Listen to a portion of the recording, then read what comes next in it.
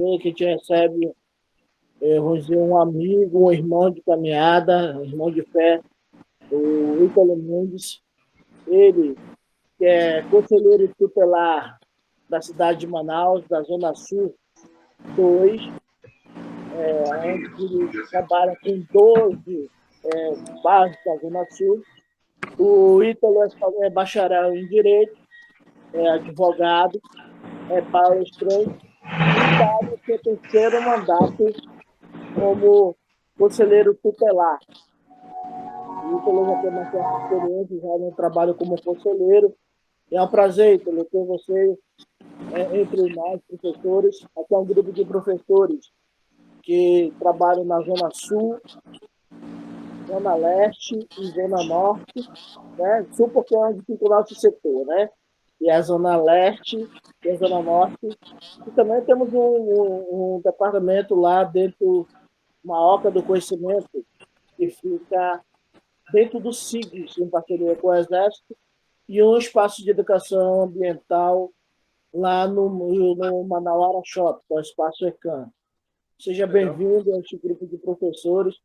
Hoje o tema é sobre os 30 anos do ECA, mas hoje também é um dia especial para a Lei Maria da Penha. Hoje está comemorando 14 anos da Lei Maria da Penha, né? Então, o Judiciário também deve estar comemorando esse dia, cada departamento. Ítalo, muito obrigado novamente. Este é o grupo de professores. Temos muito para aprender com você hoje. Boa tarde. Boa tarde. Eu fico muito grato também pelo convite.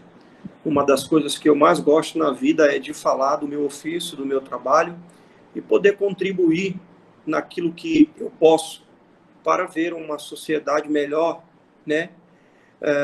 E para ver também aquilo que a gente costuma dizer, realizar uma intervenção na vida das crianças para que a gente mude o destino do nosso país, porque só por meio da educação nós conseguiremos fazer isso, né?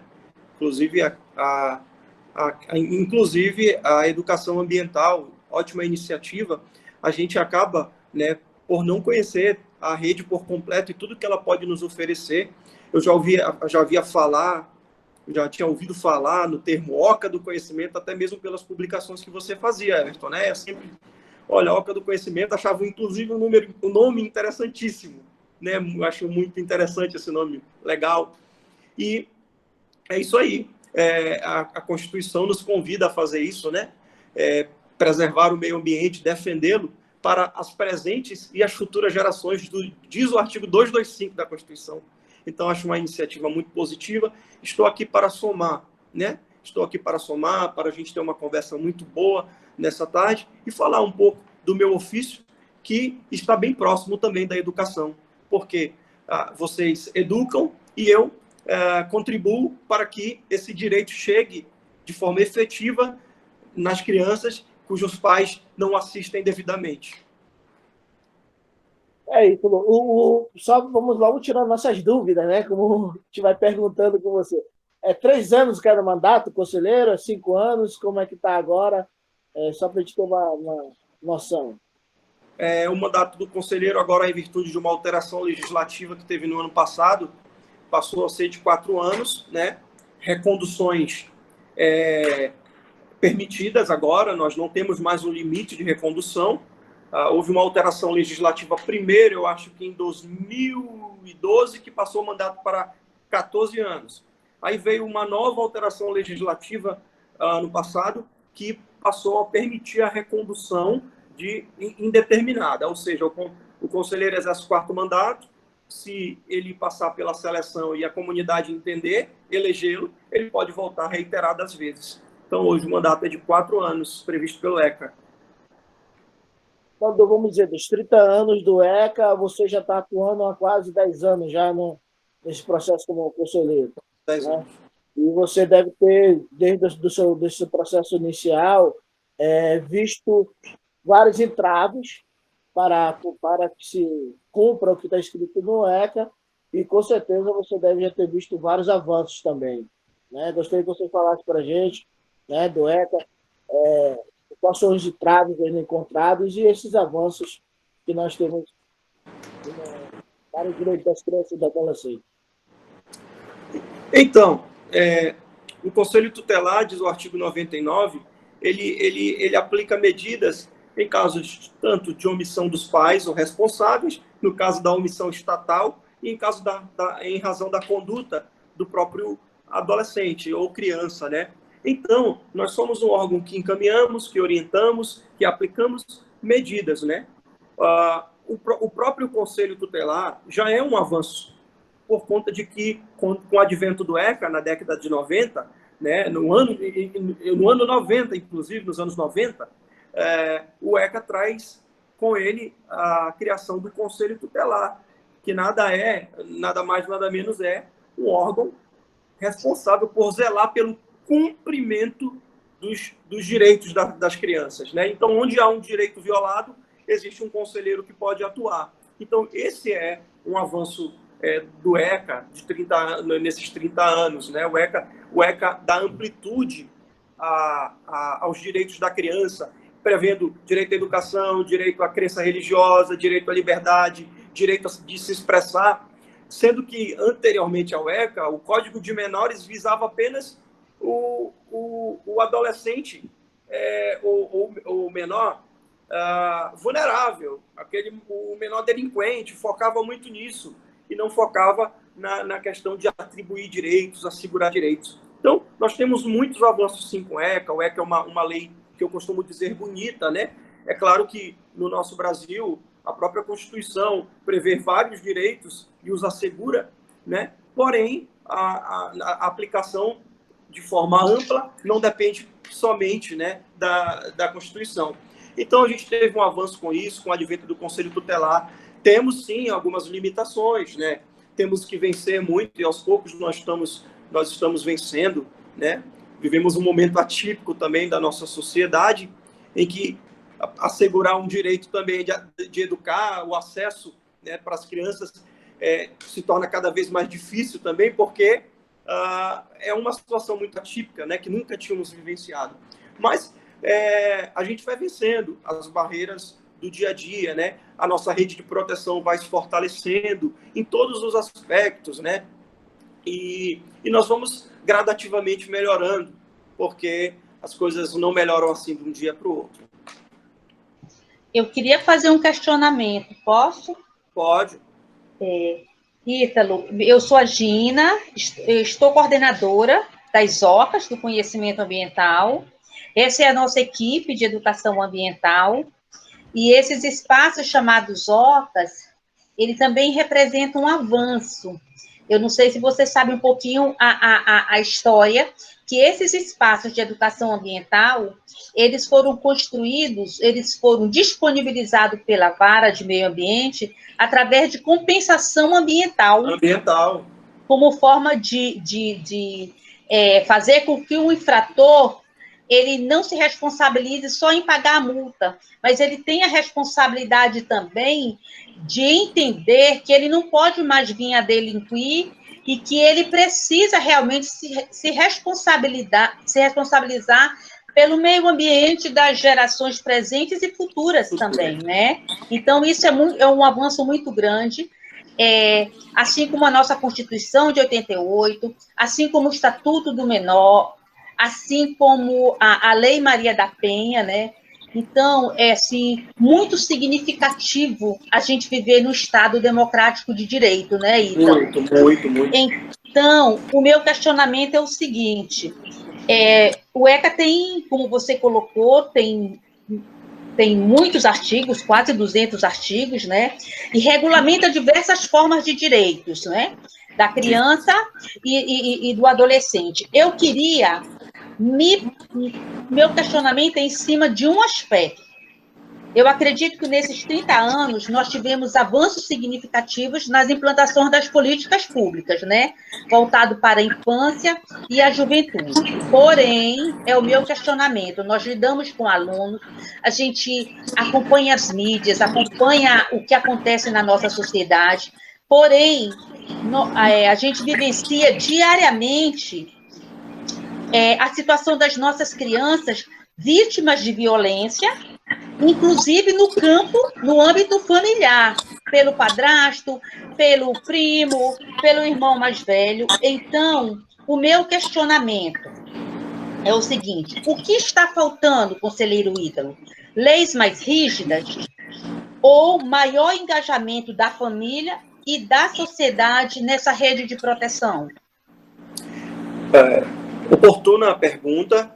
Eu gosto muito de me ater à legislação, até mesmo porque sou advogado, então eu me atenho muito ao conhecimento técnico, né?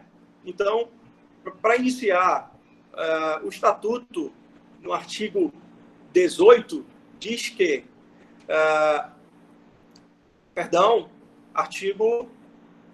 Estou aqui diante do ECA, né? O Estatuto diz que a sociedade, a família e o poder público têm direito de garantir, é devido à família, da comunidade, da sociedade em geral e do poder público assegurar com absoluta prioridade a efetivação dos direitos referentes à vida, à saúde, à alimentação, à educação. Então, eu vejo que nós temos previsões de direito.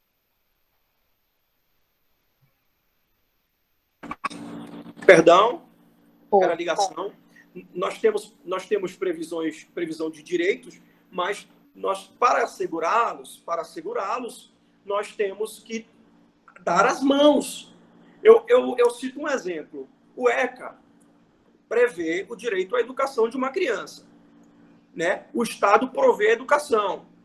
Quando a mãe, por uma eventualidade, diz que não conseguiu uma vaga em uma escola, para efetivar aquele direito que o ECA prevê, ela procura o conselho tutelar. Nós, conselheiro, requisitamos aquela vaga e dizemos: ó, Estado, você não pode negar uma vaga porque a criança tem direito à educação.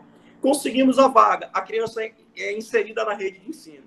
Só que aí, o Estado já fez a parte dele, mas aí começa também a parte dos pais, né? Que precisam também fazer a parte deles. Quando eu vou palestrar, eu costumo dizer aos pais: senhores, acompanhar filho na escola não é saber se ele está indo para a aula, é abrir o caderno. Porque quando o senhor abre o caderno do seu filho e vê que não tem nada escrito, algo de errado tem. Então, a questão das leis, no Brasil, a gente procura mudar as coisas tudo por meio de leis. O Brasil é um dos países que tem mais legislação no mundo. Então, eu vejo que pode-se mudar algumas leis e que contribuam também? Sim, mas nós temos também, como sociedade, fazer a nossa parte, como família, fazer a nossa parte. Não adianta só o poder público fazer a parte dele, né? É claro, temos leis assim questionáveis, que a gente precisa de medidas mais energéticas para efetivar certas coisas. Porém, nós também temos que ter a ciência da nossa contribuição. Pai, aluno, escola, a sociedade como um todo, né? Outro exemplo, para finalizar a resposta, outro exemplo que eu cito: muitas pessoas questionam e criticam a presença de crianças e adolescentes nos faróis. Mas a sociedade também tem que fazer o trabalho dela, não só de denunciar, mas de cortar na fonte a questão de entregar, de dar o dinheiro. Ajude de outra maneira. Vá no abrigo dos venezuelanos, ajude lá. Mas se você ficar fomentando, se a sociedade fica fomentando aquela criança, aquela mãe com aquela criança de colo no farol, é claro que ela vai permanecer lá. Então é um exemplo de como nós, como sociedade, também temos que contribuir para avançar. Precisa de alteração legislativa? Precisa algumas, mas eu vejo o ECA como uma lei avançada, bonita e bem completa. Muito obrigado, Ítalo. Vamos, assim, manter um diálogo com o Ítalo, os colegas vão perguntando, né? E aí o Ítalo vai tirando as dúvidas, já dando suas opiniões, fazendo assim uma coisa bem light, né? Bem agradável, de acordo com a experiência que cada colega tem. Tá bom. Posso falar, Everton? Pode, Mônica. Boa tarde, conselheiro Ítalo Mendes. Prazer em conhecê-lo. sucesso. Eu não vou, assim, entrar em polêmica, não, né? Mas eu trabalhei em área de risco, área vermelha, Alvorada, né? Sou desde a época do Leonel Ribeiro e Roberto Mestrinho.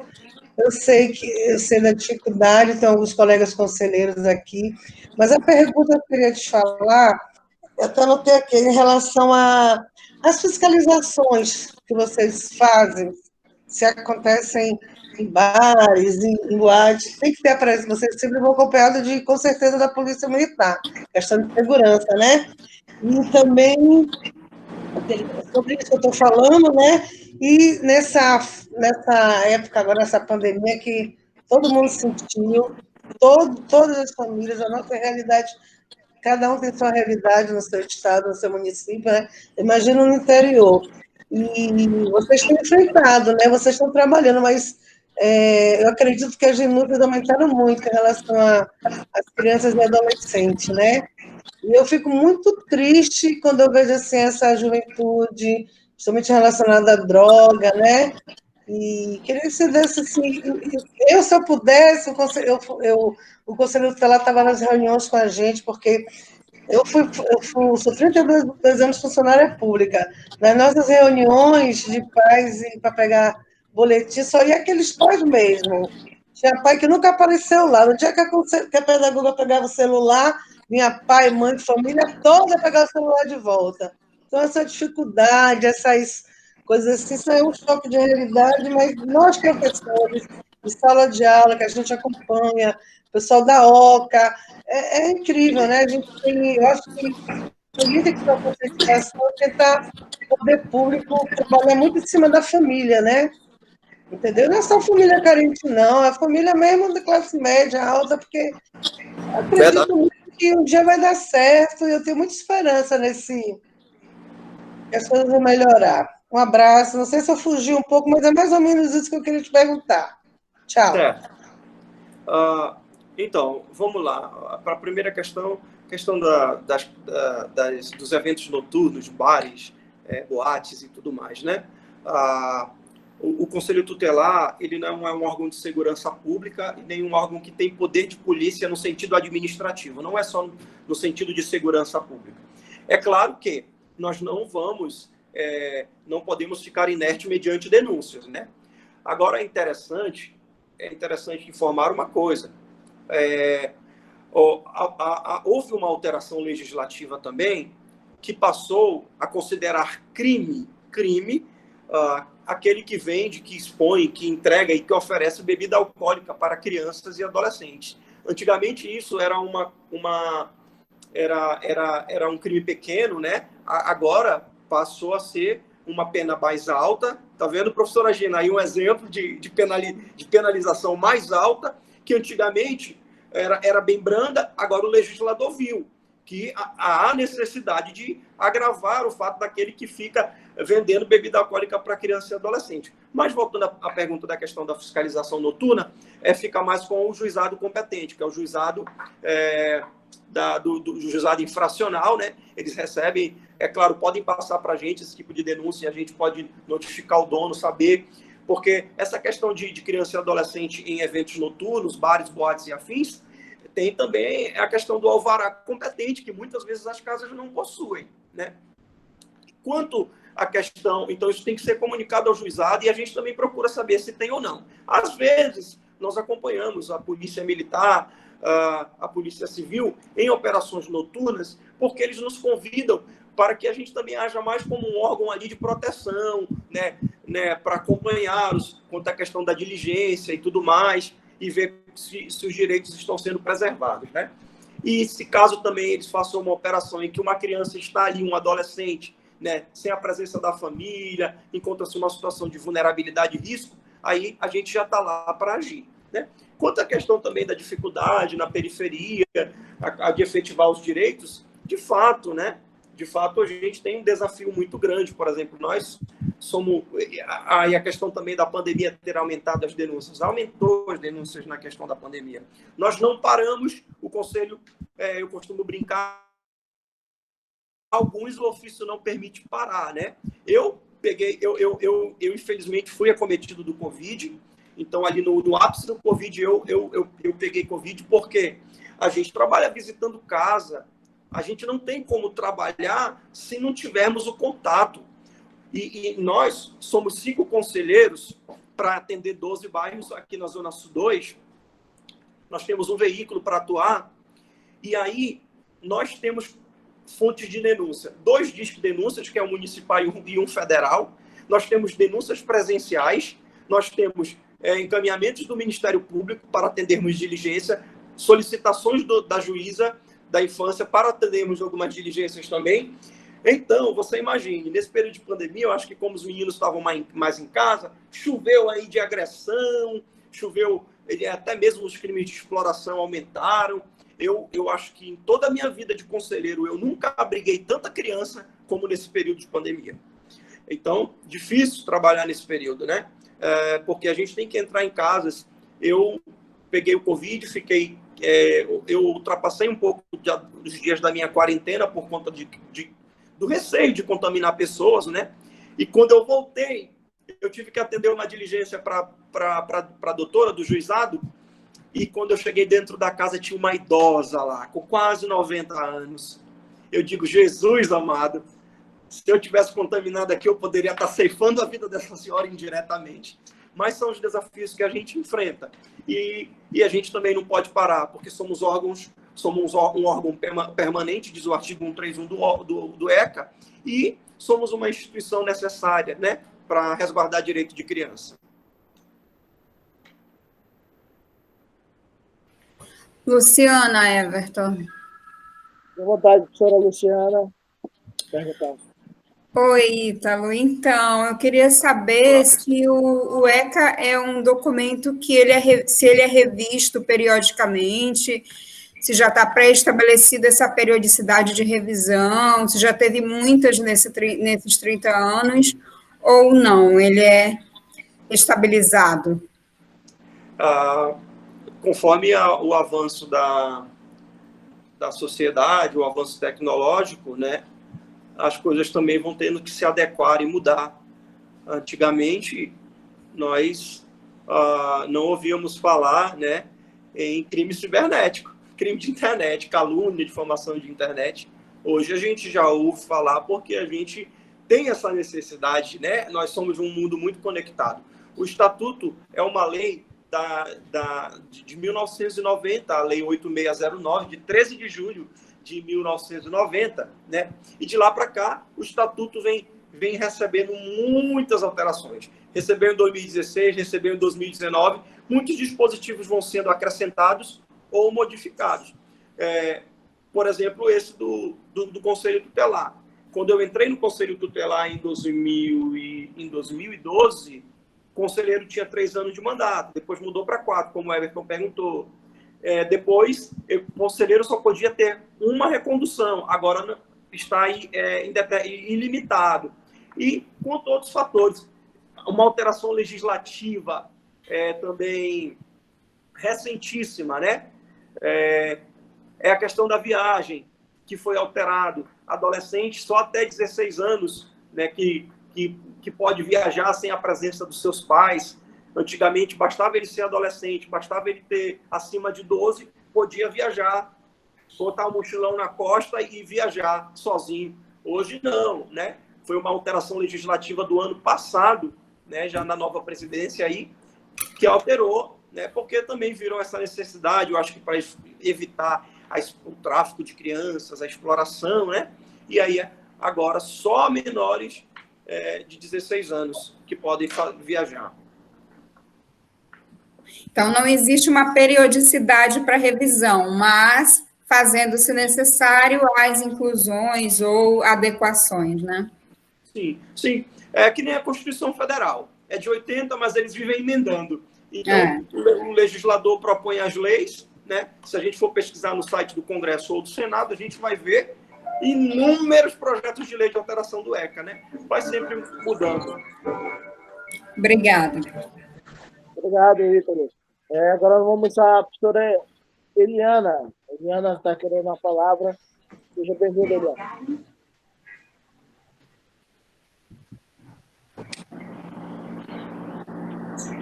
Oi, Eliana. Escuta a gente. Precisa ligar seu microfone, Eliana.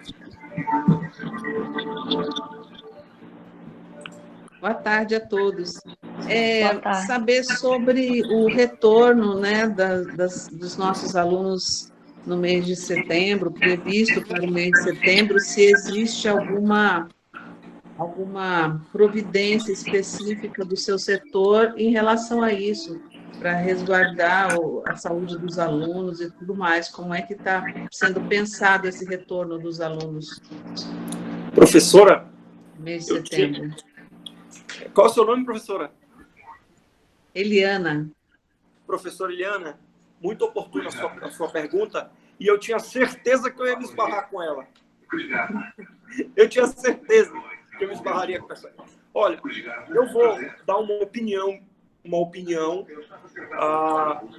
sobre esse tema, professora. Então, da feita, professora, que o Estatuto prevê o direito à educação, né, e que os pais devem cumprir com a efetivação desse direito à educação dos seus filhos, o Estatuto, a Constituição, estabelece também o direito à saúde, né?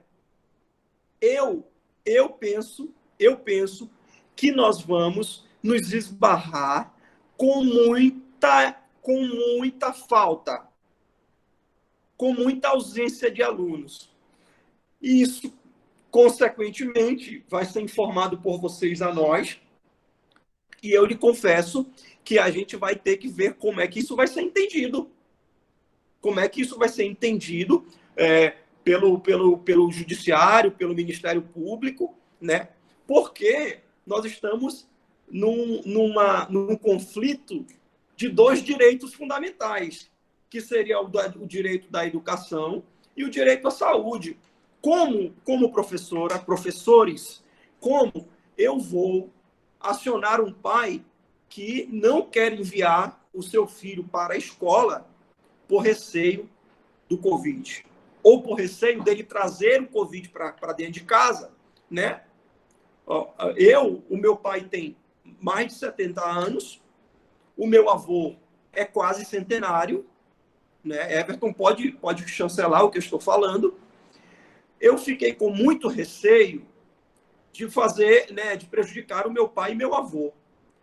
O meu pai, em decorrência do Covid, adquiriu uma pneumonia e deixou a gente em estado de nervos lá em casa por conta de que a gente ficou com muito medo de perdê-lo, né? Então, você veja só. Então, todo mundo tem muito receio dessa família, dessa doença. Então, eu Ítalo, tenho a seguinte opinião, né? Eu penso que a gente vai precisar verificar, né, esse retorno de forma bem delicada, né, por conta de que há um risco iminente aí. Então, eu vou aguardar pelo entendimento de como vão se comportar os órgãos, vou consultar o Ministério Público. Eu já até pensei em consultar antes dessas coisas começarem a acontecer. Porque vocês sabem, vocês que são professores, sabem que é fato, vai deixar aluno de ir para a escola. E aí, o que se fará com eles? Então, eu penso que nós temos que se voltar tecnicamente, cientificamente, saber se há uma segurança para voltar, né? Há uma segurança. E ainda tem um outro fator. Criança, adolescente, não é muito, como é que eu posso dizer? A gente vai passar as orientações, mas a gente sabe que o adolescente em si, a criança, tem aquele sentimento de desafiador, né? Não é muito organizado, não é. Então, a gente tem que ver se vai ser cumprido o que vai ser determinado, se vai se ter a higiene necessária, se todo mundo vai lá obedecer, limpar a mãozinha antes de ir, se vai cumprir as regras no recreio. Então, eu, pessoalmente, ainda vejo um risco bem grande nesse retorno. Só aí falando aí do vô do Ítalo, né? Seu Ivo, guerreiro lá de Santa Luzia, com bastante conhecido. E o Ítalo é a segunda geração de advogado da família, né? O Ítalo é filho do Dr. Francisco Sobrinho, que já foi delegado-geral, né? E casado com uma advogada também, né? Então o negócio tá tudo em casa, né, Ítalo? Ah, sim. Muito obrigado. Muito obrigado. Agora eu passo a palavra para a nossa amiga Antônia Francineia, mais conhecida como Neia.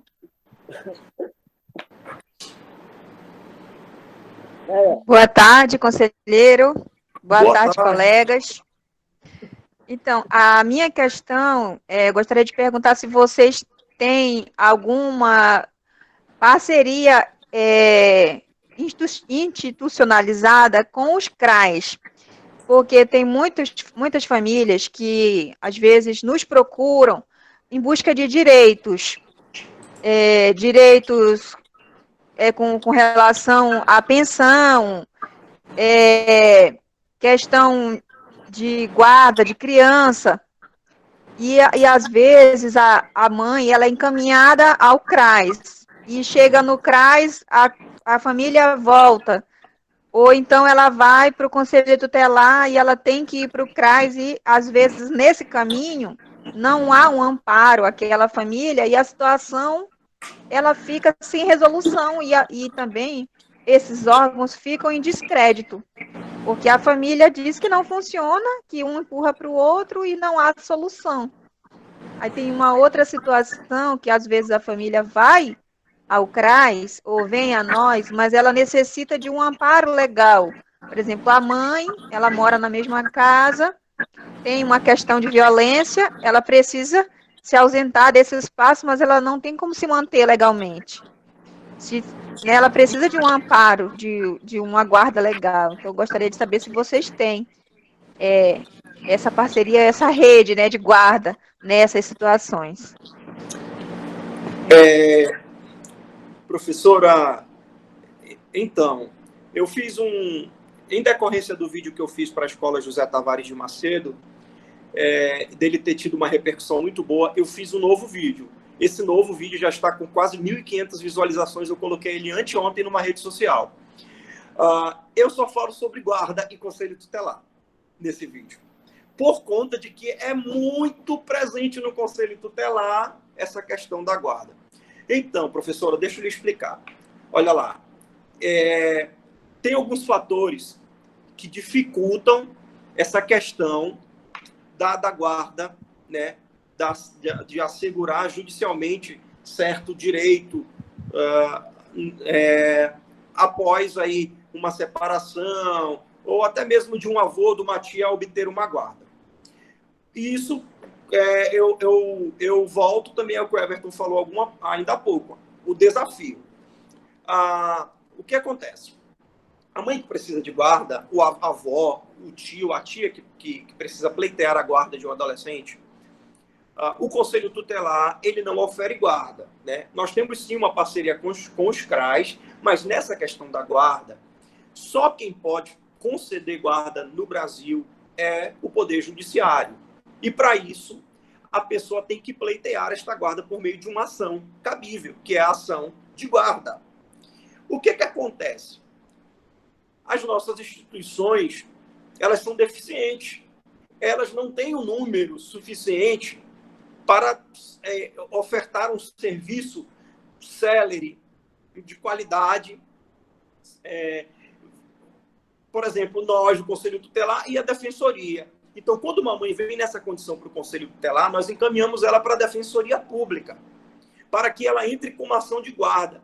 Só que aí a gente já se esbarra num problema. Às vezes ela vai na defensoria, ela dá entrada, só que o agendamento dela é para 2 meses, para 3 meses, para ela ter o primeiro atendimento.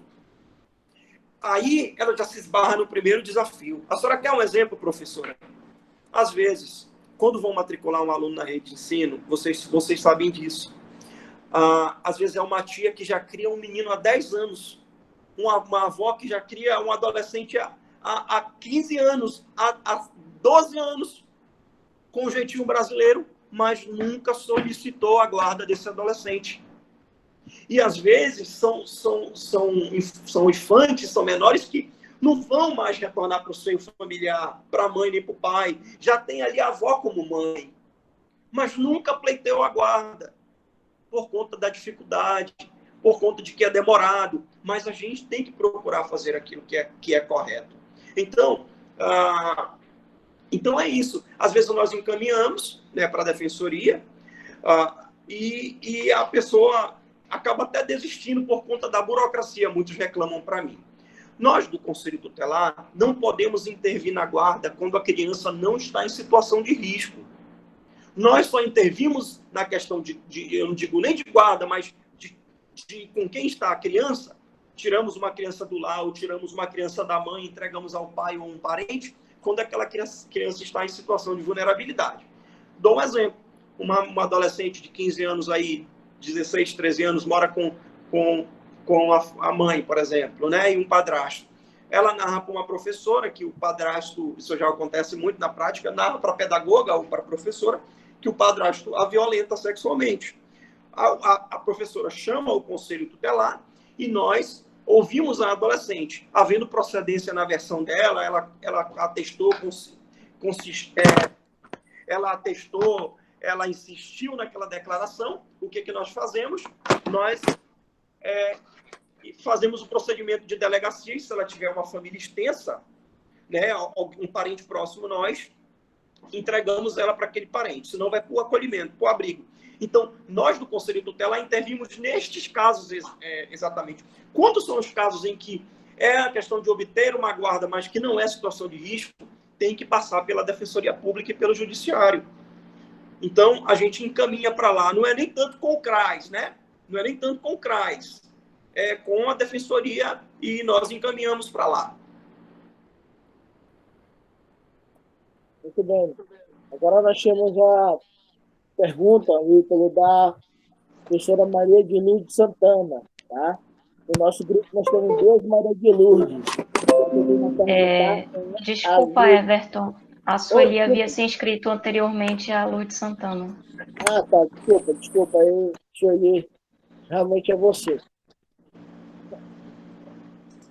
Sueli. É o microfone. Opa.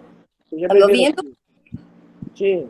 Ouvindo e vendo. Boa tarde a todos. Prazer conhecer.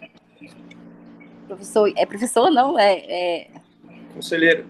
Conselheiro Ítalo.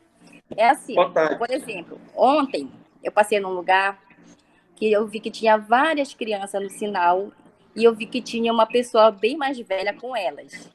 Inclusive, foi até um lá no carro pedir alguma coisa e que dá uma dó e a gente acaba dando, né? Aí eu penso assim, se alguém denunciar, vocês vão lá, vocês vão aconselhar eles, vocês vão levar eles para um abrigo, e se por um acaso levar, quanto tempo eles vão ficar lá? E aquela maior de idade que está com eles, para onde ela vai? Certo. Professora, então,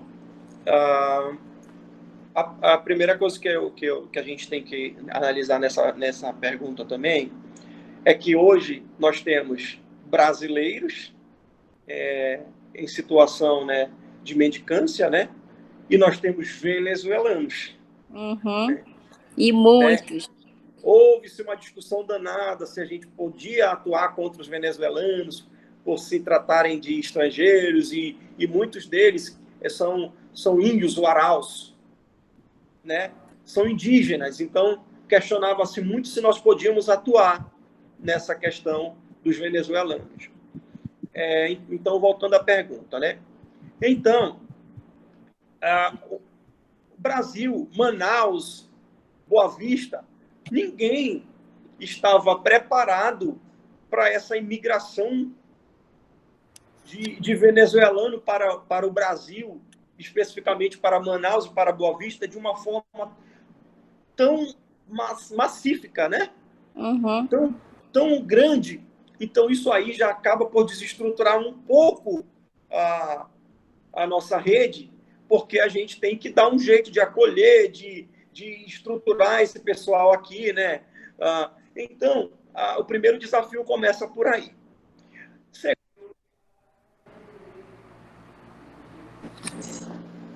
Segundo, perdão, a ligação. A vida de conselheiro é assim, a gente recebe 1000 ligações por dia.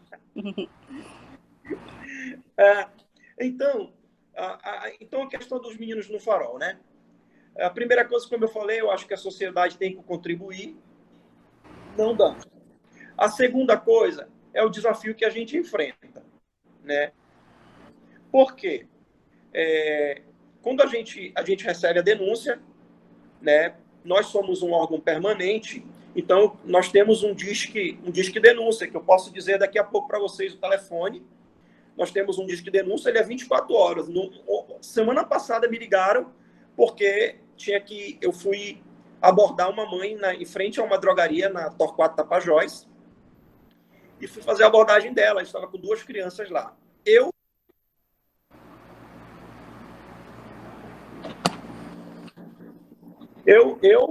peguei a mãe. Eu não tiro as crianças de primeira. Eu advirto primeiro. Eu faço uma advertência escrita, que é uma previsão do Estatuto, no artigo 129. O artigo 129 do Estatuto diz que a gente pode fazer advertência aos pais. Faço uma advertência escrita para, no caso de uma reincidência, eu representá-la a perda do poder familiar, acolher as crianças. Entendeu? Quando a gente acolhe uma criança, essas crianças vão para abrigos. Aí a senhora pergunta para mim, quanto tempo elas passam lá? Tem um tempo que o Estatuto prevê. Porém, às vezes, o que acontece? A regra é que a criança esteja com a família dela, seja a família natural, os pais, a mãe, o pai e a mãe, ou seja a família extensa, avô, avó, tio. Quando uma criança é acolhida, nós procuramos os parentes extensos. Por exemplo, a criança tem um tio, e esse tio diz, olha, para eu não ver essa criança no abrigo, né, eu me proponho a ficar com ela, é meu sobrinho e tudo mais. Acontece que tem gente que se apresenta lá para desacolher do abrigo o parente e depois devolve para a mãe violadora. É por isso que a gente vê muitas delas que retornam, porque às vezes voltam para conviver com a mãe. O tio ali que só desacolheu, não se sente compromissado e tudo mais, aí a gente vai ver, estava lá de novo com a mãe. Entendeu? Então, a gente enfrenta esses desafios. Fora, professora, a questão dos abrigos. Outro dia, eu acolhi um rapazinho que ele estava só em casa, era abandono. Ele é de 7 anos, todo dia ele ficava sozinho em casa. O pai dele saía para vender produtos na rua e o garoto ficava todo dia sozinho. Então, o pessoal ali do Prosamin do centro disse que esse menino passava o dia na rua, papapá. Fomos lá, fizemos a abordagem na casa. De fato, o menino estava só. Eu liguei para 4 abrigos de Manaus. Nenhum deles tinha vaga. E o único que a gente tem que é público, ele vive inflado. Vive inflado acima da capacidade deles. Então, isso é aquilo que o Everton citava ainda há pouco, são dificuldades estruturais que a gente acaba se esbarrando. Por sorte, né, eu sou um conselheiro que eu sempre esgoto as possibilidades primeiro, né? Eu procuro até o meu trabalho, é um trabalho mais técnico. Eu fui procurar, ele tinha família, tinha um avô, eu expliquei a situação para o avô, e aí ele está com o avô dele, com a mãe dele e com o avô, entendeu? Então, essas dificuldades. Mas a gente faz as abordagens, né? E tem a questão também da exploração. Se for questão de exploração, né, infantil, aquela mãe que fica fazendo os meninos trabalharem na rua, vendendo isso, vendendo aquilo, para obter o dinheiro, o lucro daquilo que eles estão fazendo, aí sim, nós pegamos, representamos criminalmente na delegacia. Obrigada. De nada, professor. Agora sim, a professora Lourdes Santana.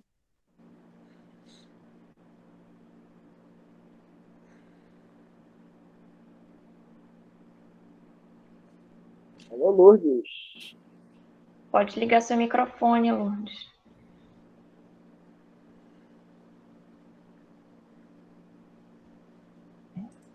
Acho que enquanto a Lourdes consegue se organizar, pode passar para a próxima, Everton. Está inscrita a Ireide. Ireide. Olá, boa tarde. Estão me ouvindo? Sim, boa tarde. Vamos lá. Boa tarde. Conselheiro Ítalo, nós sabemos que o artigo 41 do ECA, ele estabelece o conceito legal da adoção. E há pouco o senhor falou de guarda. As perguntas, acho que caiu a conexão dele. Não, estou aqui. A bateria que está fraca. Joia. Então, vamos lá. Então, as perguntas que eu tenho. A diferença da guarda e adoção. Outra pergunta, quem pode adotar? Quem não pode adotar? Quanto tempo dura um processo de adoção? Então, vamos lá. A diferença de guarda para adoção, né? A guarda, segundo o estatuto, primeiramente, ela é em regra dos pais. É um dever, o estatuto 22 do estatuto diz o seguinte: aos pais incumbe o dever de sustento, guarda e educação de seus filhos. Então, a regra, a princípio, é que a guarda é dos pais. A guarda, o que é? A guarda implica em 3 deveres, segundo o artigo 33. O artigo 33 do Estatuto diz que a guarda implica na assistência moral, material e educacional. Então, quem tem a guarda tem esses 3 deveres, e guarda é ter consigo, é ter, num linguajar bem formal, bem grosso, é ter a posse da criança, é ter a criança consigo. Isso é a guarda, né? Já a adoção é uma forma também de família extensa, ou de família substituta, né? A adoção é uma forma de família substituta também, porém, é quando, né, uma pessoa maior de 18 anos se inscreve, né, num banco, né, de adotantes, né? Creio eu que isso é feito pelo juizado da infância, se inscreve no banco de adotantes para para adotar uma criança e ter ali aquela criança como seu filho, né? A alteração do registro, né? Então, os adotantes, a pessoa que pode adotar são os maiores de 18 anos, né? Independente do estado civil. Já quem não pode adotar, o ECA proíbe que os ascendentes, os irmãos do adotando, o adotem, até mesmo porque não faz sentido, né, adotar alguém que tem vínculo parental. Então, essas são as diferenças, esses são os impedimentos, e para adotar, a pessoa tem que se inscrever, né, fazer sua inscrição num banco de adotantes, né, e aí, pela ordem, quando uma criança que, por exemplo, é acolhida por nós, quando é uma criança abandonada, quando uma mãe manifesta o desejo lá na maternidade já de entregar a criança, essa criança, se não voltar para o seio familiar, né, se não for mantida no seio familiar, a mãe quiser entregar a adoção, aí aquela pessoa que está naquela ordem, naquela fila, fica com a criança, né? Se ela não tiver nenhum impedimento que o estatuto prevê, que é ascendente, os ascendentes, os descendentes, né? E algumas imposições que o ECA determina. Obrigada. Maria de Lourdes. Boa tarde. Boa tarde. Boa tarde, conselheiro Ítalo. Eu sou Maria de Lourdes, sou pedagoga da OCA Leste.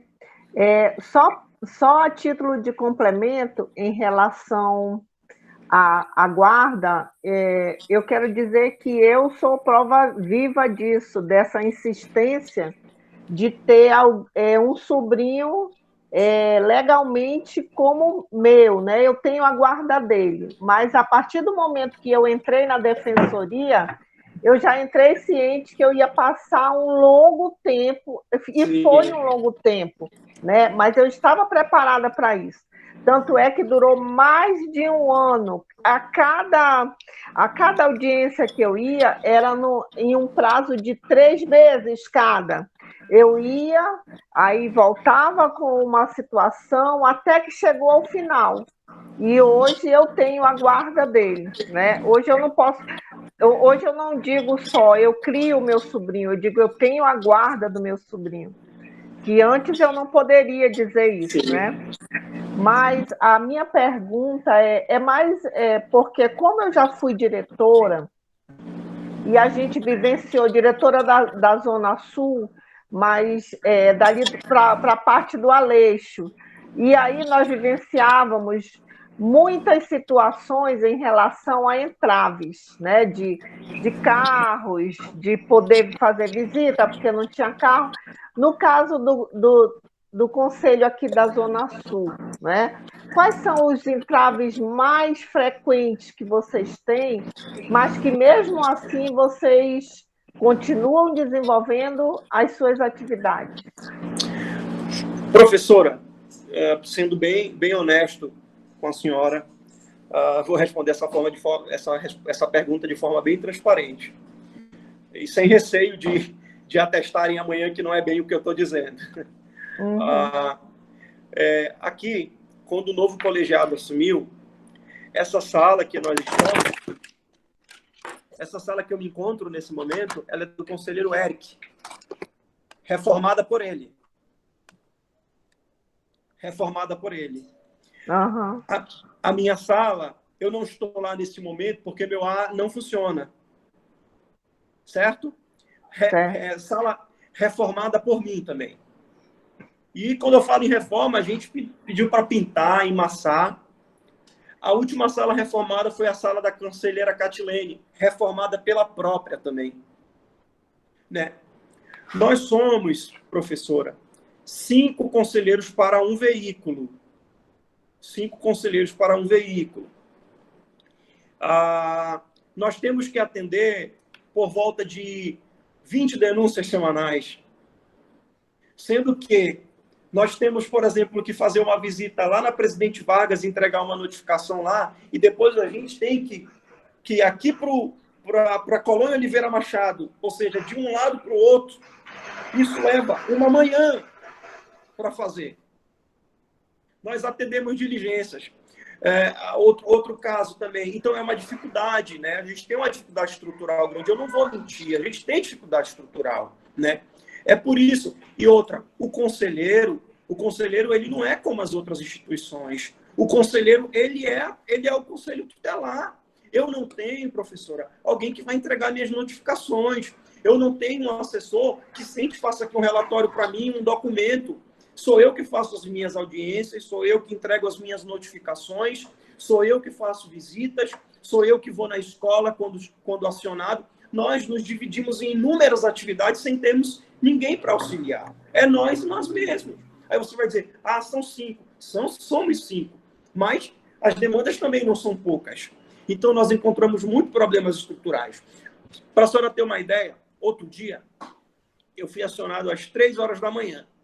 O pessoal de Parintins manteve contato comigo e me acionou dizendo que tinha um rapaz que tinha adentrado uma balsa e ele só foi detectado lá dentro depois de muito tempo dentro da balsa. E o comandante disse, não tem como voltar por causa dele. A balsa tinha que cumprir com seus produtos, né, que estavam trazendo e tudo mais. E me acionaram. Ele apresentava algumas patologias, né, mentais e acionaram. Eu fui solicitar carro. Nós, conforme o artigo 131 do Estatuto, nós somos um órgão permanente. A característica permanente do Conselho Tutelar é que o Conselho Tutelar não pode parar. É 24 horas. Sempre tem que ter um plantonista. Eu estava de plantão naquela noite. Solicitei o carro do plantão à noite e disseram que a partir da meia-noite não tinha disponibilidade de veículo. Caraca! Não tinha disponibilidade de veículo. Então, aí a gente fica assim de mão atada, mas aí o coordenador geral, o Francisco Amaral, acionou, né, a secretaria e providenciaram o carro. E aí eu fui atender a diligência. Então, esse tipo de coisa. Às vezes a gente se esbarra na questão estrutural demais. E são inúmeras questões estruturais, sabe? Mas a gente vai indo. Eu costumo dizer, eu prezo muito e honro muito pelo meu nome. Quando eu vou em escola, eu palestrar, quando eu atendo uma pessoa aqui, eu digo, olha, eu quero dizer para a senhora que eu não sou remédio do mundo.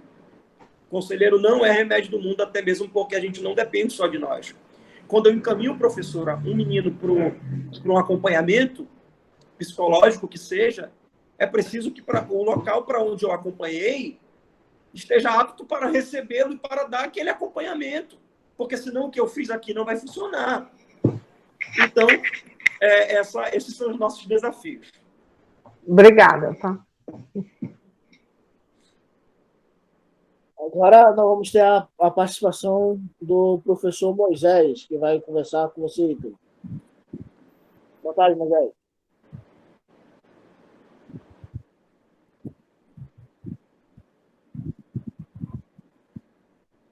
Não escuto, Moisés. Acho que está com dificuldades aqui, que a câmera dele também não está disponível. Tá ligado? Tanto a câmera como tá ligado. Não está saindo a voz dele. Se o senhor puder sair e entrar de novo, professor Moisés.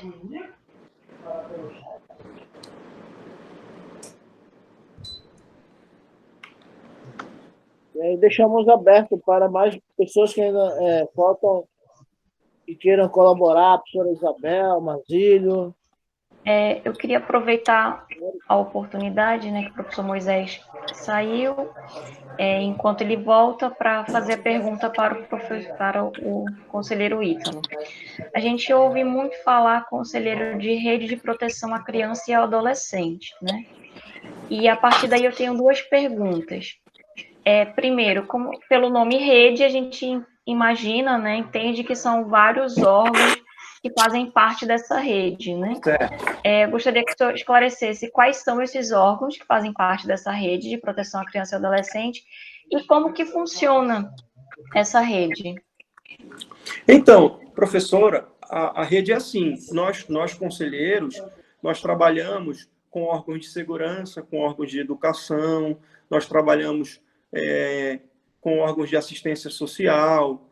Então, a rede de proteção são os órgãos que formam, que pertencem a cada segmento deste que a gente vá, no caso concreto, encaminhar. Cito um exemplo.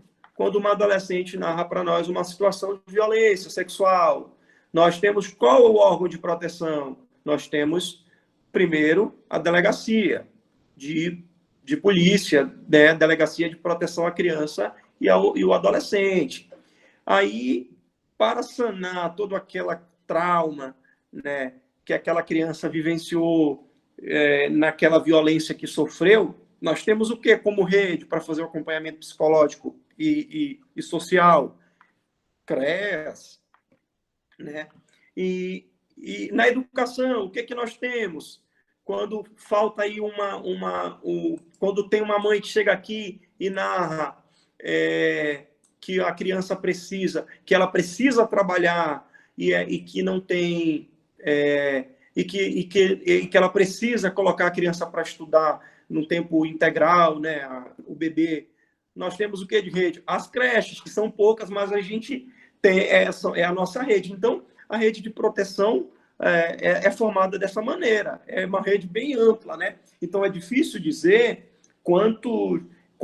quem faz parte, porque é muita instituição. E todo dia eu descubro uma rede, gente.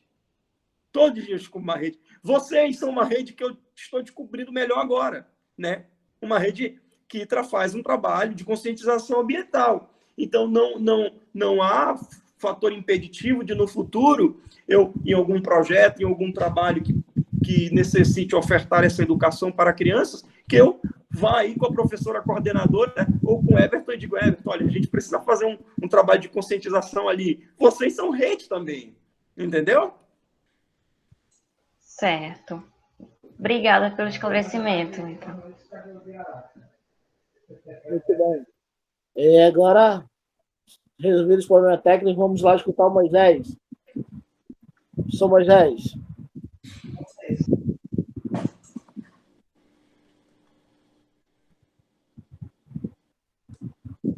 Rapaz, cortaram a voz do Moisés hoje, ó. Ele que fica pegando o pé da Eliana, olha aí, ó. Eu acho que o senhor precisa sair professor Moisés saia da sala e tente entrar novamente. Isabel, Matheus, algum questionamento? Oi, boa tarde a todos. Boa tarde, conselheiro. Eu sou Boa tarde, Isabel. professora. Prazer em conhecê-lo. Bom, é desafiador, tudo isso que você falou aí, eu imagino. E eu vejo o Conselho Tutelar muito presente na área de educação. Eu acredito que não seja diferente nos outros segmentos também. E o meu questionamento é, com certeza, eu acredito que os conselhos tutelares, eles informam as demandas, necessidades das nossas crianças e nossos adolescentes, porque eles devem participar desse planejamento, do orçamento do município. E eu gostaria de saber como isso acontece, se vocês têm esse momento, né, se nesse espaço vocês conseguem discutir as questões, se há em vista a perspectiva de melhora para os nossos jovens, para as nossas crianças, com projetos de acolhimento, se isso é questionado nesse momento, planejamento de creches, questão de lazer para os nossos jovens e adolescentes. Né? Acredito eu que isso seja uma das atribuições dos conselhos tutelares. E quais são as dificuldades que vocês enfrentam nesse sentido? Porque nós percebemos vocês muito atuantes nas escolas, na área de educação. E eu gostaria de saber um pouquinho sobre isso também, sobre as outras áreas. A senhora falou de algo que de fato é algo que a gente, infelizmente, não a lei prevê, mas que nós não somos convidados a participar. Né? O artigo 136 do Estatuto diz o seguinte, né? Que o Conselho Tutelar, o artigo 9 diz, ou o inciso 9 diz, do artigo 136, que o Conselho Tutelar tem que assessorar o Poder Executivo local na elaboração de proposta orçamentária para os planos e programas de atendimento dos direitos da criança e do adolescente. Né? E, infelizmente, nós não temos abertura para isso. Né? Nós não temos, e a gente procura, deve até pleitear, né? Nós já estamos aí nesse início de mandato, com essa nova turma colegiada que entrou em janeiro, nós já estamos, por meio da coordenação, elaborando um documento e nos reunindo para a gente já começar a trabalhar esse aspecto do Estatuto que ainda não é trabalhado aqui em Manaus. Não é trabalhado aqui em Manaus. Nós temos um déficit de muita coisa que precisa ser revista. Olha, o artigo 4º do Estatuto diz que a criança deve ser prioridade absoluta. Prioridade absoluta. A criança tem que ter primazia na proteção e socorro. A criança tem que ter primazia no atendimento, serviço público e de relevância pública. A criança tem que ter preferência na formulação e na execução das políticas sociais públicas. A gente não vê a criança como prioridade no país. E eu digo no país, eu não digo no município, eu digo no país. E aí a gente vê que a gente está indo ao revés daquilo que a gente teria que fazer. Se a gente quiser construir um novo futuro, a gente tem que trabalhar sim a criança como prioridade. Porque são os profissionais do futuro, são os cidadãos futuros, as nossas crianças hoje. Então, eu penso que a prioridade absoluta precisa ser efetivada em todos esses sentidos. Né? A senhora falou de creches. Nós temos um déficit de creche enorme. Enorme. Né? Enorme. E aí, o que a gente faz? Nós temos que, como eu sempre digo aos colegas, né? E aí até assumo um pouco de parte nisso, né? Eu digo para os colegas, nós temos que começar a lutar mais por direitos coletivos. Ao invés de brigar por uma vaga, quando ela não tem, a gente tem que começar a brigar para que façam a creche, para que atendam todo mundo que precisa. Né? A senhora quer ver um outro exemplo? Nós não temos rede para adolescente usuário de entorpecente em Manaus. Nós temos até uma rede, que é o CAPSI. Nós encaminhamos para lá. Só que ele também já é uma instituição que também sofre com as questões estruturais, né? Por conta de que um adolescente usuário vai para lá, nós fazemos encaminhamento, né, para o adolescente usuário, a criança usuária. E você pense, aí vai lá, faz o atendimento prévio e o retorno fica para 1 mês, para 2 meses. Mas, enquanto isso, ele está fazendo uso hoje na casa. A mãe está desesperada hoje, porque ele está furtando para usar entorpecente, né? Então, eu vejo que a gente também carece de uma instituição estruturada para receber esse público do uso de entorpecentes, que, infelizmente, é uma realidade nas escolas, né? Quantos gestores chamam nós do Conselho Tutelar porque os meninos estavam com cigarrinho lá dentro da escola? Né? Então, de fato, a pergunta que a senhora faz também soa para nós como exortação. Nós temos que se ater aos direitos mais coletivos, mais amplos, brigar pelas coisas maiores, né? Para poder efetivar de forma mais eficaz direitos. Isso mesmo, eu gostei da resposta, é isso que eu percebo também. É como se cada conselho local trabalhasse isolado. A gente precisa, sim, levantar essa bandeira mais alta. Obrigada pela resposta e parabéns pelo trabalho e sucesso. Obrigada. Eu que agradeço. Ítalo, o professor Moisés está fazendo uma pergunta para nós aqui através do site, do nosso chat. Ele pergunta assim: a agressão verbal e até física por parte de adolescentes a professores dentro do ambiente escolar é um fato atualmente. Os conselhos tutelares podem ser acionados neste caso? Que atitude pode ser esperada por parte do conselho? Então, vamos lá. Vamos também, mais uma vez, para uma resposta, né, à luz do estatuto, à luz legal. A primeira coisa que a gente tem que ver é que o ECA é a lei que faz a distinção no país de quem é criança e de quem é adolescente. Certo? A criança no Brasil é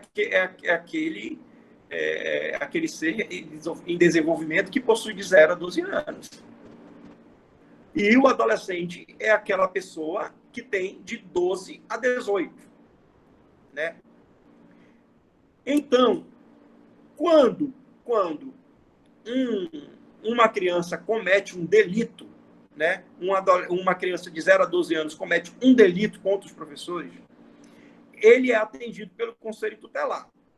São medidas bem brandas, eles recebem medidas protetivas. Contudo, quando se fala de um adolescente de 12 a 18 anos, aí eles cometem ato infracional. O que é o ato infracional? Nada mais é do que um crime praticado por um adolescente. Um tipo penal que ele comete. E ele, por conta disso, responde já o procedimento já é iniciado pela Delegacia de Proteção e ele vai responder um processo de medida socioeducativa. Então, quando for um caso de agressão, o que tem que se fazer é representar na delegacia competente, que é a delegacia do infrator lá nos franceses, né? Esse caso de agressão. Que aí vai ocorrer o processo e a depender do grau da agressão, né? de violência ou do crime que ele cometeu, do ato infracional, corrigindo, aí ele vai receber uma pena, né? Na verdade, também no Brasil a gente tem muito conceito de que o adolescente não faz nada, não acontece nada com ele. Não, a gente não pode passar essa visão. O adolescente ele responde processo por medida por ato infracional e é aplicada a ele medida socioeducativa, que vai de uma advertência até uma internação, a depender da gravidade. Então, Aí como eu volto ao que a professora falou lá ainda há pouco, a questão de medidas mais severas, né? É o caso de se aplicar algo mais severo, né? Criar aí uma agravante nos casos de agressão ao professor é uma ideia de alteração legislativa, né? Porque os professores também não podem ficar à mercê, né, dessa violência. E pior ainda, que cada dia mais a gente vê adolescente membro de facção, né? Que acaba trazendo muito risco, né, para os professores, né, quando querem manter a ordem na sala de aula. Então, para resumir, o Conselho Tutelar atua se for de 0 a 12, mas se for de 12 em diante, se for agressão, a depender, tem que comunicar a delegacia do menor infrator. E é o que eu digo para os gestores e para os professores. A gente não pode ter receio de representar na delegacia. É difícil? Mas é difícil para mim também representar, é difícil eu tirar uma criança de um pai e de uma mãe, é difícil. Mas a gente tem que fazer a coisa correta. A gente tem que representar para que esse infrator ou infratora que cometeu o delito ter a ciência de que ele responde sim pelos atos que ele cometeu. Ok?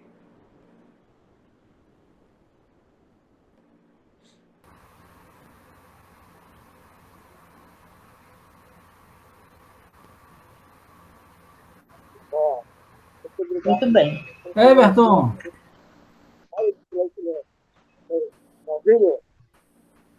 Oba. Boa tarde a todos. Boa tarde, Ítalo. Boa tarde, professor. Minha pergunta, Ítalo, eu sei que vocês trabalham só, como você já falou, né? Vocês na questão de estrutura, e vocês também mantêm um vínculo muito estreito com as escolas.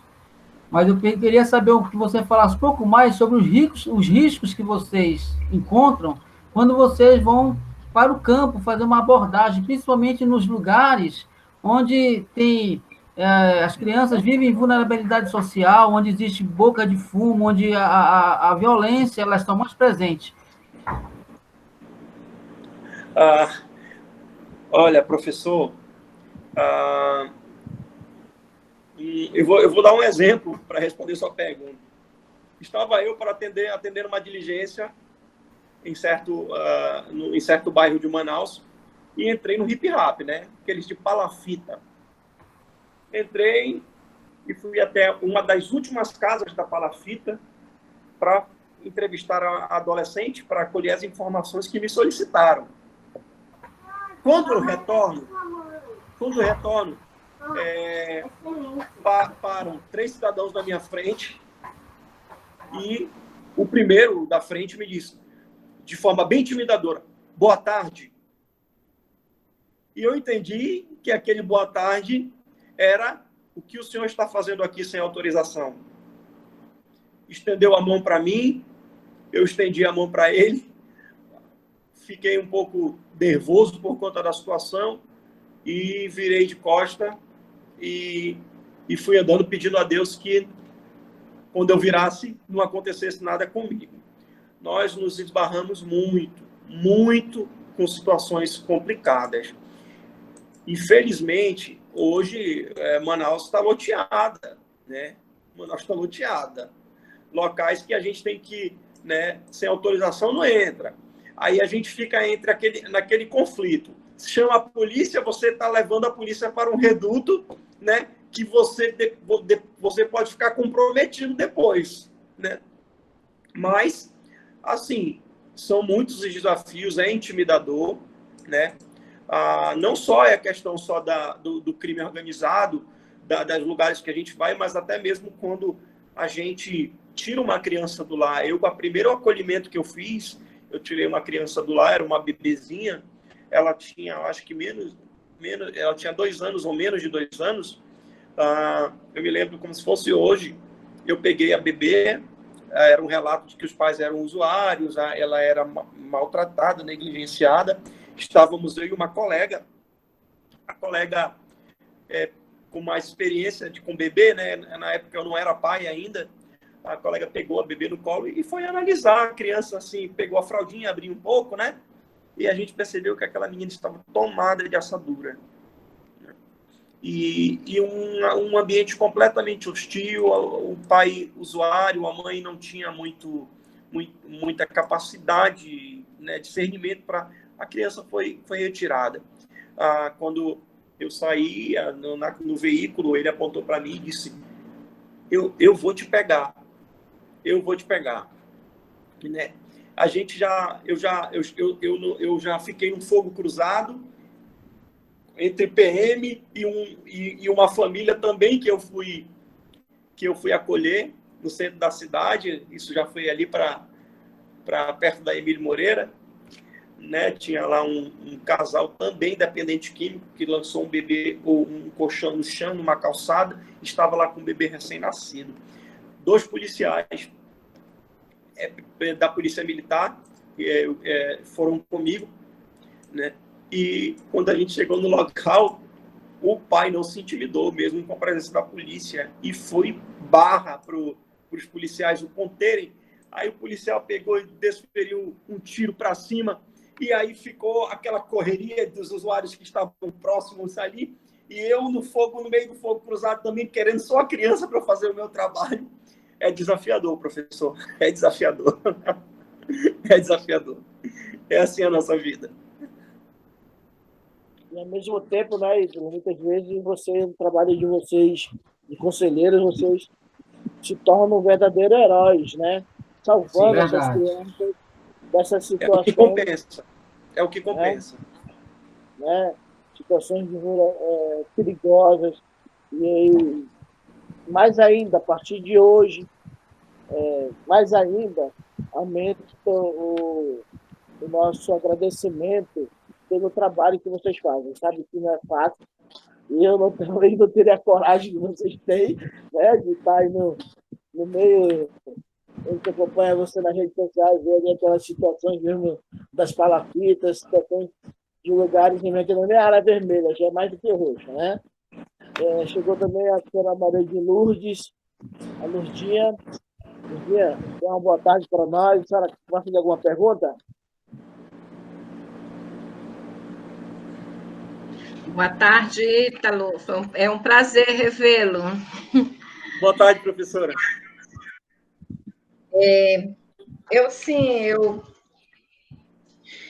Como eu acho que você lembra que eu estava na direção da Irmã Edelvira, então a nossa parceria era muito estreita, né? Inclusive com o seu pai, né? Então, eu te pergunto o seguinte. Lourdinha, só um minutinho. Oi. Parece que caiu a conexão do Ítalo. Tá. Bora ver se ele vai entrar.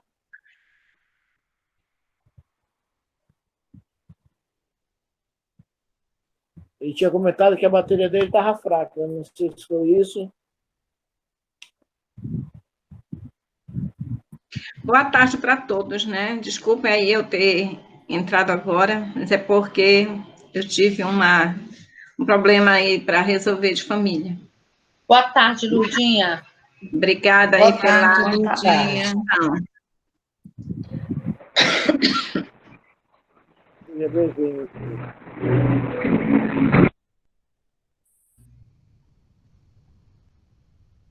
Quer tentar ligar para ele, Everton?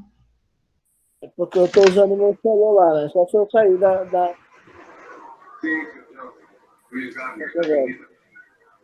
Sai rapidinho e você entra de novo. Tudo bem.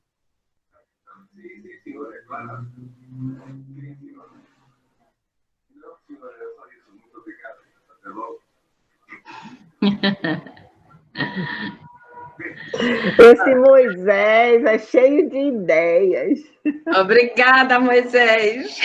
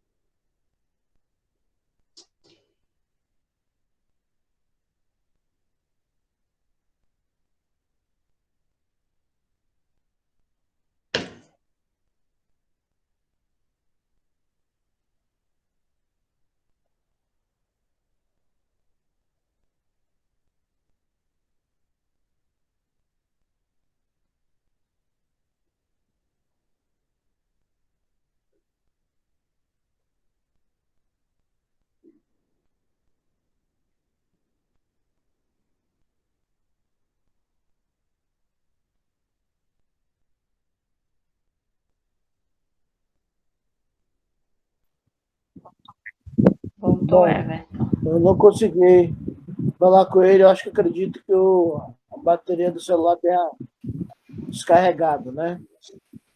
Mas acredito que os colegas... Está tentando entrar agora.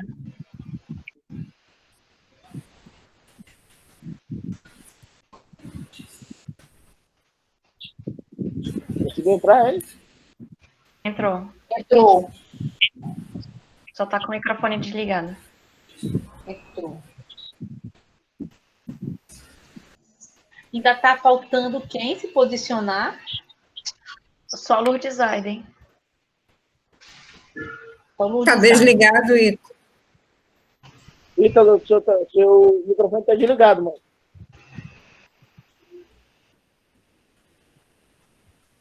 Não aparece imagem também para mim, não, dele. A imagem está normal. Só o telefone, só o microfone está desligado.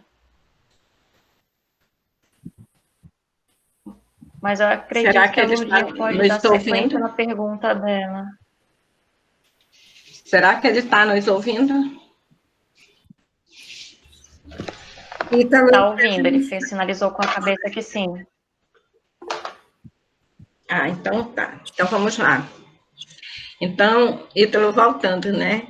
Mas agora já vou direto para a pergunta. Já me apresentei, né, e tal. Bem, o que eu coloquei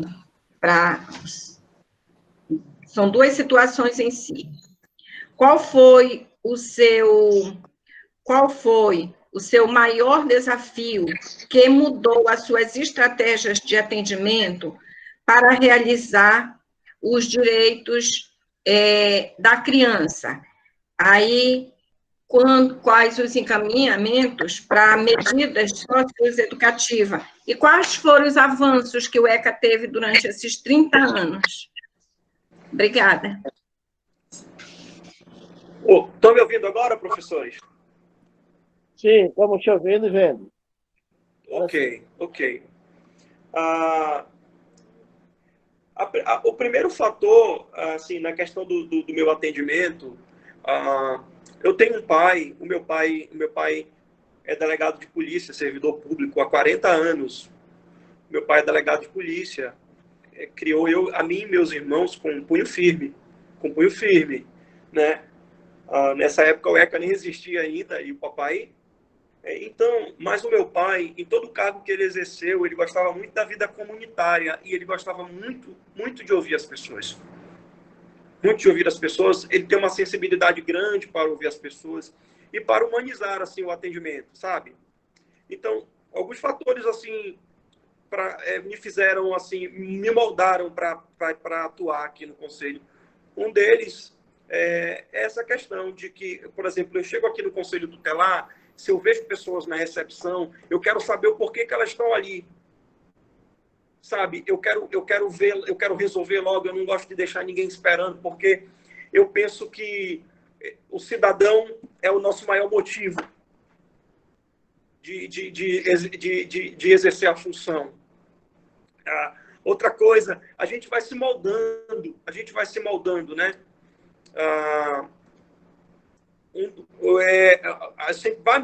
Sempre mudando. O nascimento do meu filho me fez, assim, também mudar muito a minha forma de atendimento. Outro dia eu fui fazer o acolhimento de 4 crianças numa ocupação, num prédio abandonado do centro da cidade, e tinha uma bebê de 2 anos, na idade do meu filho. Hoje parece que eu meio que transfiro cada criança que eu atendo, eu transfiro a imagem dela para o meu filho, porque eu vejo o quanto que eu não queria o meu filho vivendo aquilo. E isso me sensibiliza, isso me humanizou mais, isso mudou, me fez mudar aqui. Quanto à medida socioeducativa, qual foi a questão da medida socioeducativa que a senhora perguntou, perdão? Como seriam os encaminhamentos, né, para chegar a essa medida, porque na escola onde eu trabalhava antes, eu recebia muito alunos, muito jovem, né? e eu recebia, porque eu sabia que eles estavam ali para uma finalidade, né, diferenciada na vida deles. Ah, entendi. Professora, comumente, né, os jovens que recebem medida socioeducativa, eles decorrem de um processo por ato infracional, né? Nós temos as medidas protetivas e as medidas socioeducativas. Então, para chegar até uma medida socioeducativa, o jovem enfrenta um processo de ato infracional, né? Cometeu aí um ato infracional, e ele passa por todo um processo e ao final aplica-se a ele uma medida e o próprio juizado faz o encaminhamento, né? Se for prestação de serviço à comunidade, por exemplo, né? Se for prestação de serviço à comunidade, aí tem as instituições, né? Que é onde ele pode prestar. O próprio estatuto diz, né?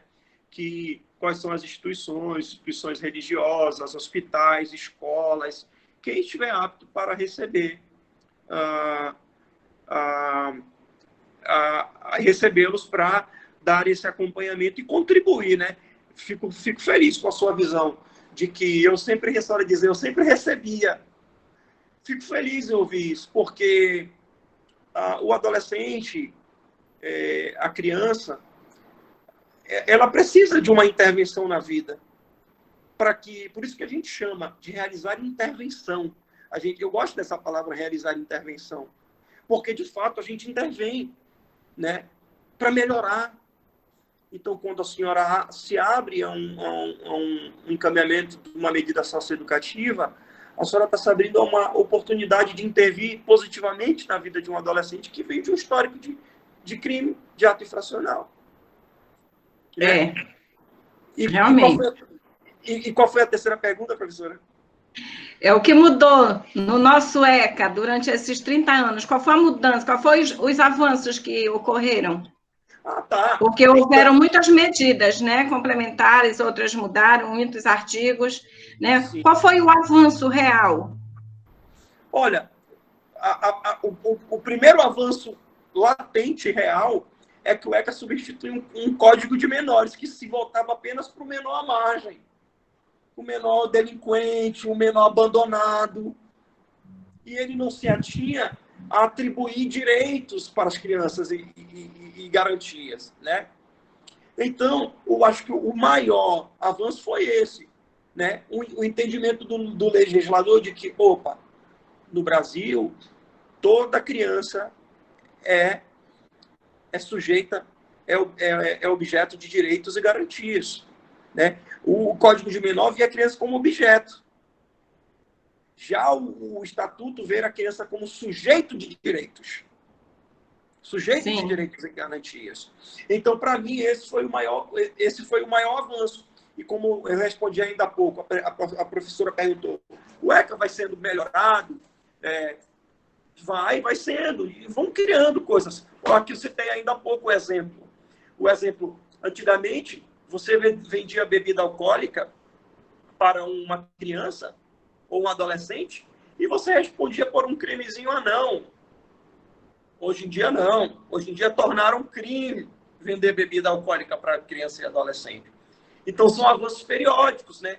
Que nós vamos tendo de forma gradativa, devagar, a legislação vai melhorando aí a questão da criança. Os avanços são diários. Assim, eles podem acontecer, vão acontecendo, né? Como tudo vai avançando. E então é assim. Pois é, quando eu trabalhei com o delegado Sobrinho, né, na caravana da cidadania, trabalhei com ele. Então, houve essa predisposição, né, de trabalharmos com as crianças, toda essa orientação, né? E foi nesse período que mais nós recebemos crianças com medidas socioeducativas, né? E muitas mães questionavam na época a dificuldade de outros órgãos receber essas crianças por medo, né? Elas diziam, por medo, eles fechavam as portas para o atendimento, né? E será que isso mudou? Não, infelizmente não.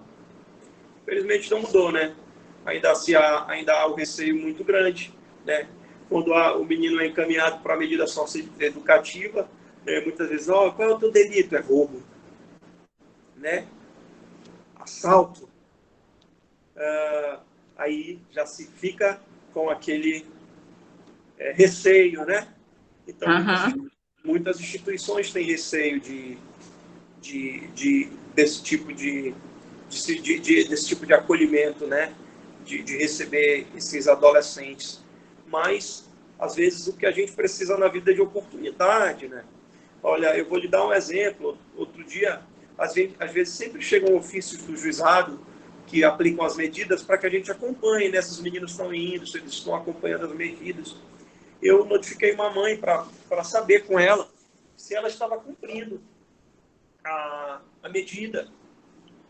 E ela disse, conselheiro, olha, eu mandei meu filho para ele não está indo nas sessões do CRES, porque eu mandei ele para a cidade X por conta de ameaça do tráfico.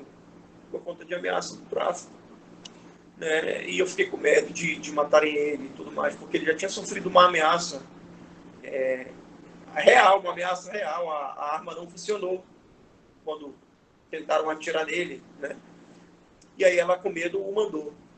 Eu chamei ela aqui, ela veio, compareceu, eu enviei o ofício para os juízes, com as informações que eu tinha colhido, né? E não demora muito, ela me liga que ele tinha sido alvejado.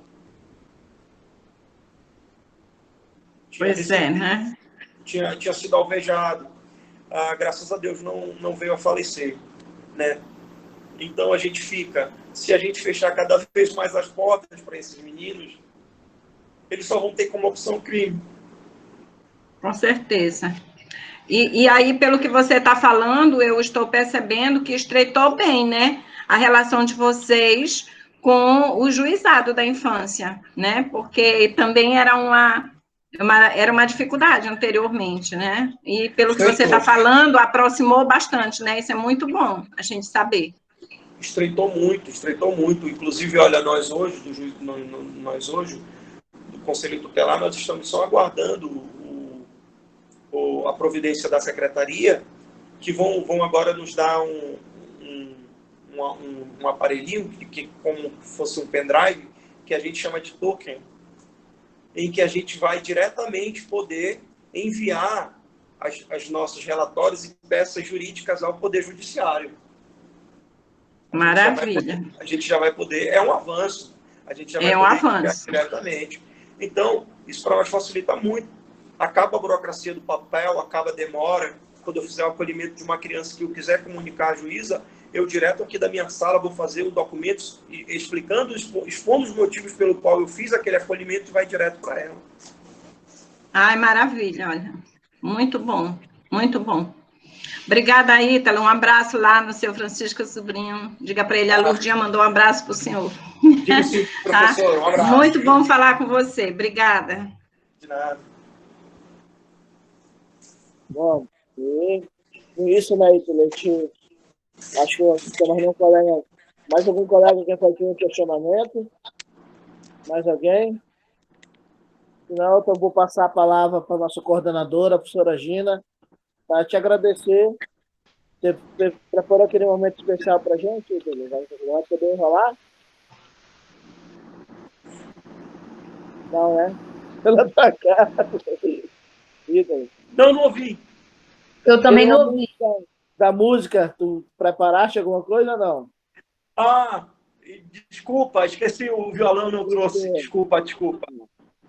Mas quem quiser escutar o Ítalo é da nossa paróquia de Santa Luzia, canta lá na liturgia, no Facebook lá da paróquia, ele sempre está tocando lá, né, Ítalo?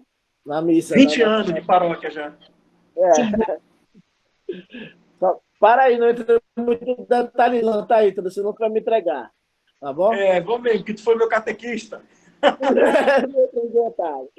Vamos agradecer, professora Gina. Conselheiro Ítalo, obrigada por esse momento, né, de conversa, de troca. Não é?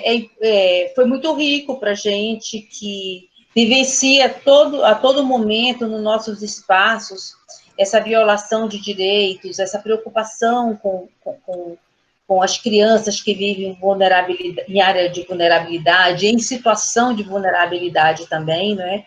E é bom saber que a gente teve avanços, mas tem muito ainda ao avançar, né? E eu acho que só com a contribuição de todos, da sociedade civil, do poder público, de todos, a gente vai realmente cada vez mais avançar nessa rede de proteção à criança e ao adolescente.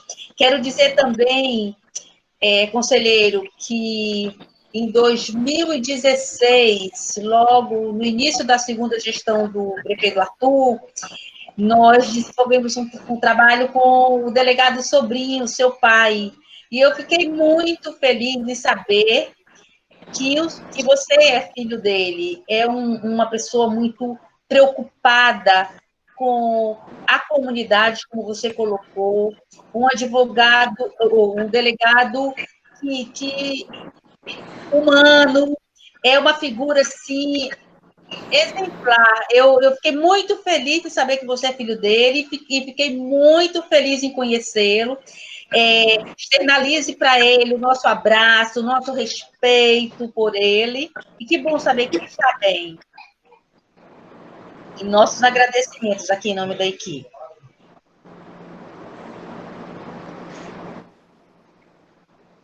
Eu agradeço a oportunidade.